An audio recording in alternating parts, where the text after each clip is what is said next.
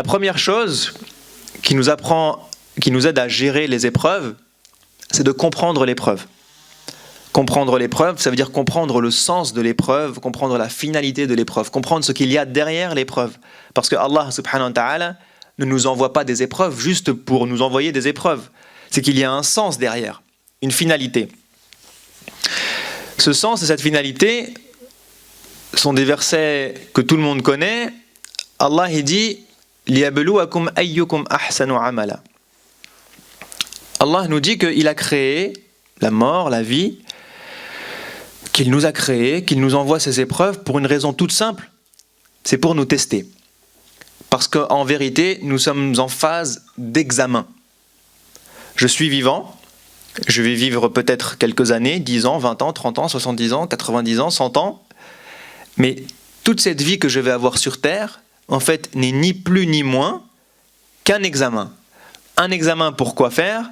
Un examen pour savoir qui d'entre nous sera le meilleur. Le meilleur à avoir la meilleure note, à réussir son examen de la meilleure des manières. Celui qui méritera d'aller au paradis ou pas. Donc notre vie en fait se résume à ça. Elle se résume à « je suis en examen ». Et si on fait une métaphore avec des professeurs et les élèves, vous prenez n'importe quel élève, vous lui dites « est-ce que c'est sympa de passer le bac ? De réviser toute l'année, d'avoir des contrôles, des devoirs sur table, des devoirs à la maison, des contrôles surprises, etc. etc. » La sœur nous dit non. Donc on a une bachelière qui nous répond en direct. Et alors il y a quelques élèves qui vous diront oui, mais ça c'est les extraterrestres de la classe. Sinon tout le monde vous dit non. Passer le brevet, passer le bac, passer la licence, passer le master, passer le doctorat, c'est pénible.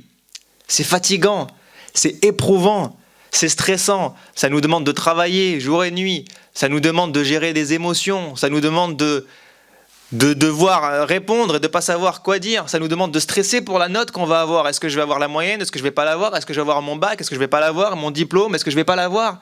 C'est difficile. Mais pourquoi est-ce qu'aujourd'hui, 80% des gens réussissent le bac et que tous les étudiants, 99% des enfants vont jusqu'au bac, ou ont la volonté en tout cas d'aller jusqu'au bac? Pourquoi?